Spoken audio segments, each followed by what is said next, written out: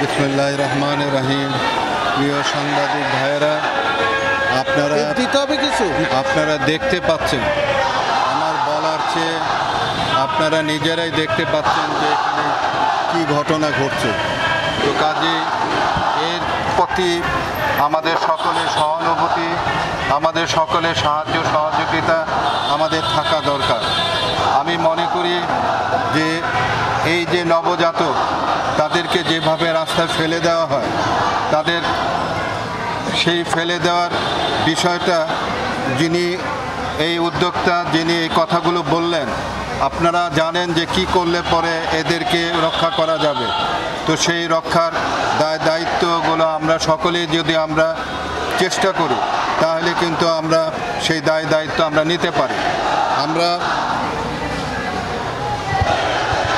আমরা এই নবজাতকদের এই পৃথিবীতে নতুন করে আসার এই সন্তানদেরকে আমরা যেন রাস্তার মধ্যে ফেলে না দিই।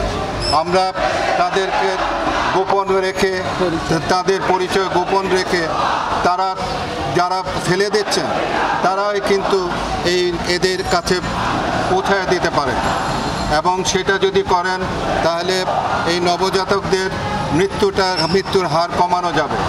কাজেই আমি মনে করি যে আজকে আমি এখানে এসেছি, আমি বিশ্বাস করি যে আমার মাধ্যমে আজকে যদি এই নবজাতকদের রক্ষা করা যায়, সুরক্ষা করা যায়, তাহলে আমি মনে করব যে একটি ভালো কাজের সঙ্গে আমি সম্পৃক্ত হতে পারলাম।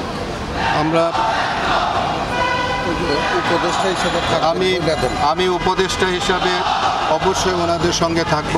একটি ভালো কাজের সঙ্গে আমি এদের সঙ্গে থাকার জন্য আমি সম্মতি জ্ঞাপন করলাম। আমি আর কিছু বিশেষ কিছু আমি বলতে চাই না। আমি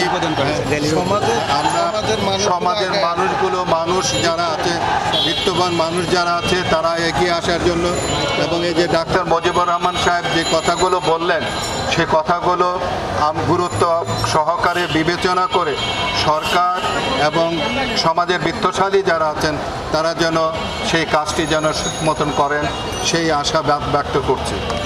আল্লাহ হাফেজ।